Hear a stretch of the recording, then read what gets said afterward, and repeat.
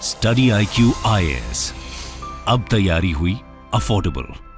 नमस्कार दोस्तों, एक बार फिर से टर्की के अंदर एर्दोगान का शासन आ गया है। जैसा कि आपको पता होगा, लगभग 20 साल से एर्दोगान टर्की में रूल कर रहे हैं और अगला 5 साल फिर से एर्दोगान को मिल गया है, क्योंकि एक बहुत ही हिस्टोरिक इलेक्शन उन्होंने जीता है। मैं आपको वीडियो के अंदर बताऊंगा ये इतना हिस्टोरिक क्यों बताया जा रहा है, क्या खास है और ये वर्ल्ड के लिए क्या मायने रखता है, भारत के लिए क्या इंपैक्ट कर सकता है। काफी कुछ जानने को है, चलिए आगे बढ़ते हैं। लेकिन उससे पहले ध्यान रखिएगा, अगर आप यूपीएससी 2024 की प्रिपरेशन कर रहे हैं, and let me tell you, कल ही प्रीलिम्स का एग्जाम हुआ है और बहुत सारे जो क्वेश्चन है बताया जा रहा है कि हमारे जो प्रीलिम्स टू इंटरव्यू बैच है, पीटीवाई बैच, उसके अंदर से आए हैं डायरेक्टली इनडायरेक्टली। तो जल्दी से आप हमारे वेबसाइट ऐप पर जा सकते हैं या फिर कमेंट सेक्शन में इसका लिंक दिया हुआ है, वहां पर जाकर यूज करिए कोड अंकित लाइव, ताकि आपको मैक्सिमम डिस्काउंट मिले। ध्यान रखिएगा, अगर आपको मॉर्निंग बैच लेना है वो भी अवेलेबल है, इवनिंग बैच भी अवेलेबल है, और इसके साथ 31 मई तक सबसे ज्यादा आप डिस्काउंट ले सकते हैं बाय यूजिंग दिस कोड। और इसके अलावा अगर आप एमसीक्यूज अटेम्प्ट करना चाहते हैं तो मेरे इंस्टा पेज पर जा सकते हैं, वहां पर स्टोरीज में जितने भी एमसीक्यूज हैं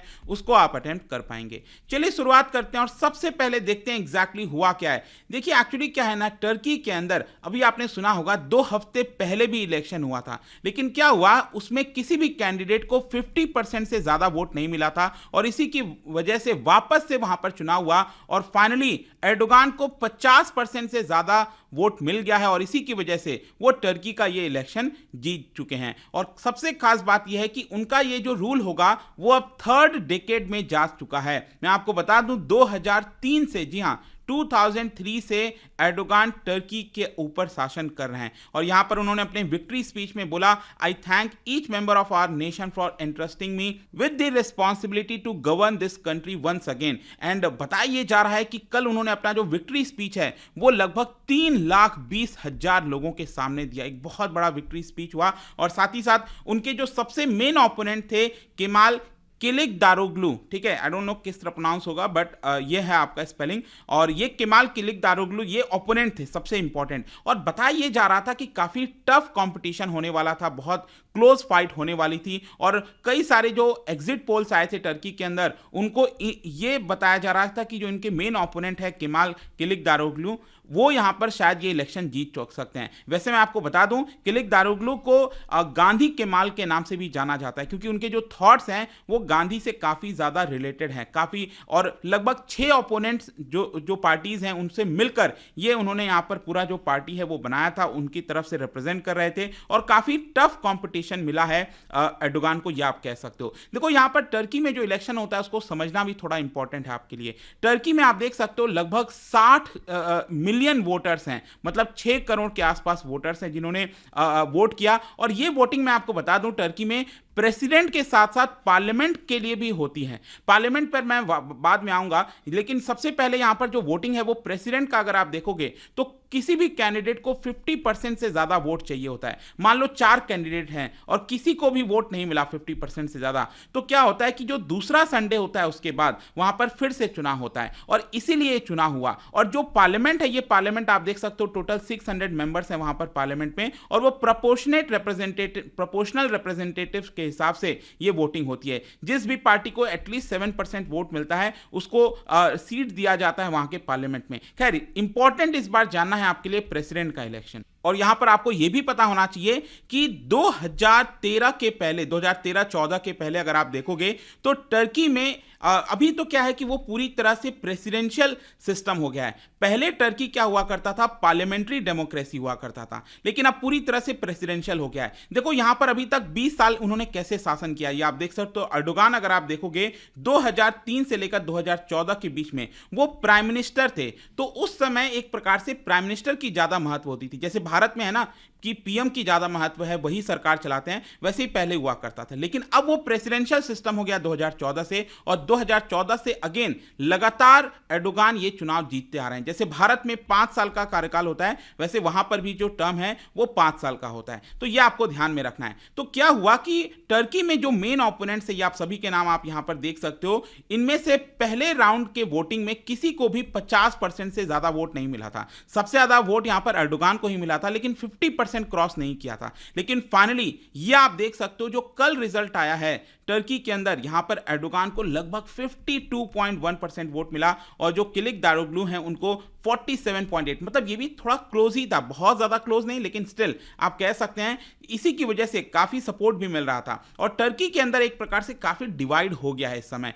कि बहुत से ऐसे सपोर्टर्स हैं जो एर्डोगान को नहीं चाहते, लेकिन बहुत से ऐसे हैं जो एर्डोगान को बेहद प्यार करते हैं, उनको चाहते हैं। यहां पर एर्डोगान का जो परफॉर्मेंस है वो डिस्पाइट टर्की का इकोनॉमी अगर आप देखोगे बहुत बुरी तरह से गिरा है। इन्फ्लेशन कई वर्षों के हाई पर आपको देखने को मिलेगा। अर्थक्वेक आया था, आपको याद होगा पिछले 3 महीने, उसमें भी करप्शन के केसेस वगैरह के इल्जाम लगे थे एर्डोगान के ऊपर। और यहां पर जो करेंसी है लीरा वो बहुत तेजी से डेप्रिशिएट हुआ है। एंड ऑल्सो जैसा कि मैंने आपको बताया, मायने इसलिए भी रखता है कि अभी तक जो भी प्रेसिडेंशियल इलेक्शन हुआ था उसमें एर्डोगान पहले राउंड ऑफ वोटिंग में ही जीत गए थे। फर्स्ट राउंड में ही उनको 50% ज्यादा वोट मिला था। ये पहली बार ऐसा हुआ है कि वापस से एक और चुनाव हुआ जिसमें एर्डोगान और किलिक दारोग्लू ये दोनों ही थे, क्योंकि किसी ना किसी को तो 50% मिलना ही था। और इसीलिए यहां पर अब जो एर्डोगान है उनको 50% से ज्यादा वोट सेकेंड राउंड में मिला है। अब क्वेश्चन यह है कि टर्की इतना मैटर क्यों करता है, हम क्यों इतना टर्की के बारे में डिस्कस कर रहे हैं। देखो, ये पूरे दुनिया के लिए मैटर करता है, specially because of its location.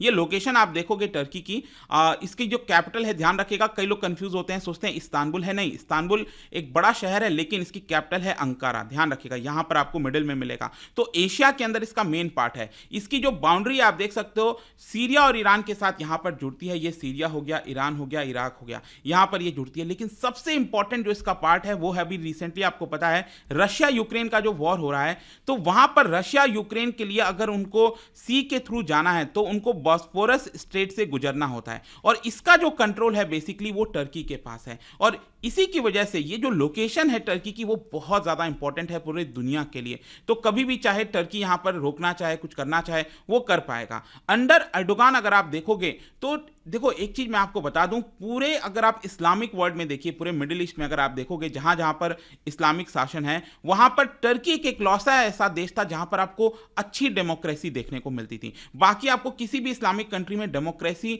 नहीं देखने को मिलेगी। लेकिन एर्डोगान के रूल में क्या हुआ है, टर्की के अंदर जो डेमोक्रेसी है वो बहुत तेजी से नीचे गई है। वहां पर अथॉरिटेरियन जो रिजीम है वो आरोप लगाया जाता है एर्डोगान के ऊपर। और इसी की वजह से क्या हुआ है, यूएस और यूरोपियन यूनियन के साथ जो संबंध है एर्डोगान के टर्की के, वो तेजी से गिरे हैं। और यहां पर जहां तक रशिया यूक्रेन की बात है तो उसमें भी आपने देखा होगा, तो एर्डोगान एक ऐसे व्यक्ति थे जो पुतिन से भी बात करते थे और यूक्रेन के राष्ट्रपति जेलेंस्की से भी बात करते थे। तो बताया यही जा रहा है कि क्योंकि एर्डोगान वापस से अब जीत गए हैं, वो और ज्यादा हो सकता है शक्ति प्रदर्शन करेंगे और अथॉरिटेरियनिज्म जो दिखाना है वो और दिखाएंगे। और इसकी वजह से हो सकता है कि टर्की का जो रिलेशन है वो वेस्टर्न कंट्रीज के साथ तेजी से गिरे और हो सकता है टर्की रशिया के ज्यादा करीब जाए, चाइना के ज्यादा करीब जाए, ये हो सकता है। और इसके अलावा यहां पर मुस्लिम वर्ल्ड में भी अगर आप देखोगे, पूरे मिडिल ईस्ट या फिर बाकी के मुस्लिम कंट्रीज में, वहां पर टर्की अपने आप को ज्यादा अपना जो लीडरशिप है मुस्लिम वर्ल्ड में वो दिखाने की कोशिश करेगा। क्योंकि अक्सर कंपटीशन होता है टर्की और सऊदी अरब में। सऊदी अरब कहता है हम वर्ल्ड लीडर हैं मुस्लिम कंट्रीज के अंदर, और टर्की का मानना है कि नहीं वो है यहाँ पर, ठीक है। और ये जो इलेक्शन हुआ ये आप देख सकते हो, इसके बाद जो वर्ल्ड के लीडर्स हैं उन्होंने कांग्रेचुलेट भी किया। दोनों, जो बाइडेन ने भी कांग्रेचुलेट किया है और पुतिन ने भी कांग्रेचुलेट किया है। पुतिन ने कहा है कि एर्डोगान वापस इसीलिए आए हैं, ये लॉजिकल रिजल्ट है क्योंकि उन्होंने बहुत ज्यादा काम किया है, डेडिकेटेड वर्क किया है। और जो बाइडेन, ये आप देख सकते हो, उन्होंने कहा है congratulations to Erdogan of Turkey on his re election, I look forward to continuing work together as NATO allies. ध्यान रखिएगा, जो टर्की है वो नेटो का ही मेंबर है, ठीक है। इसी की वजह से यहां पर बाइडेन ने भी कांग्रेचुलेट किया। जहां तक भारत की बात है, देखिए भारत के लिए बहुत इंपॉर्टेंट हो जाता है क्योंकि पिछले कुछ समय से आपने देखा होगा एर्डोगान की तरफ से, टर्की की तरफ से काफी सारी ऐसी चीजें हुई। जैसे अभी G20 का पूरा मीटिंग हुआ था कश्मीर में, श्रीनगर में, तो वहां पर टर्की ने पार्टिसिपेट नहीं किया था। तो श्रीनगर वाला जो मुद्दा है, जो कश्मीर का मुद्दा है, वो एर्डोगान अक्सर उठाते रहते हैं, चाहे यूएन की बात करिए या फिर कहीं और पाकिस्तान का साथ देते हैं। तो इसकी वजह से जो रिलेशन है भारत और टर्की के बीच में वो शायद सुधर नहीं पाए। अब क्योंकि एर्डोगान का वापस से इलेक्शन हुआ है तो यही बताया जा रहा है कि जो रिलेशन है भारत के साथ वो कोई बहुत ज्यादा इंप्रूव नहीं होगा। हाँ, जो ओपोनेंट थे किलिक दारोग्लू, वो अगर चुनकर आते तो मे भी हो सकता है टर्की और भारत के रिलेशन अच्छे हो जाते, लेकिन अभी शायद ये दिख नहीं रहा है। खैर जो भी है, उसके बावजूद भी पीएम मोदी ने यहाँ पर आप देख सकते हो कॉन्ग्रेचुलेट किया है और कहा है कि जो भी हमारे बायलैटरल इश्यूज हैं, कॉपरेशन है, वो सारी चीजें हम आपस में डिस्कस करेंगे, हम ऐसी आशा रखते हैं। तो यही पूरा वीडियो था टर्की के इलेक्शंस के बारे में। आई होप कि आपको समझ में आ गया होगा। और जाने से पहले एक इंटरेस्टिंग क्वेश्चन, क्या आप बता सकते हो Turkey as a republic of Turkey जो है, मॉडर्न डे टर्की आज हम देखते हैं, ये कब फाउंड हुआ था, ये आपको बताना है। इसका राइट आंसर आप सबको पता है, मेरे इंस्टाग्राम पर तो मिलेगा ही। वहां पर अगर आप नहीं हो कोई बात नहीं, टेलीग्राम से ले सकते हैं इसका सही उत्तर। मैं कई सारे जो एमसीक्यूज हैं वो यहाँ पर स्टोरीज में डालता रहता हूँ। बाकी अगर आपको पीडीएफ चाहिए तो टेलीग्राम पर आइए, अलग अलग सोशल मीडिया पर आप जुड़ पाओगे। और जैसा मैंने बताया था, यूपीएससी की अगर आप तैयारी कर रहे हो, just use the code Ankit live. 31 मई तक हमारा ये सेल अवेलेबल है, make the best use of it. और आई होप कि ये वीडियो आपको पसंद आया होगा। मिलता हूं आपसे next time, till then thank you very much, see you soon. Study IQ IAS, अब तैयारी हुई अफोर्डेबल।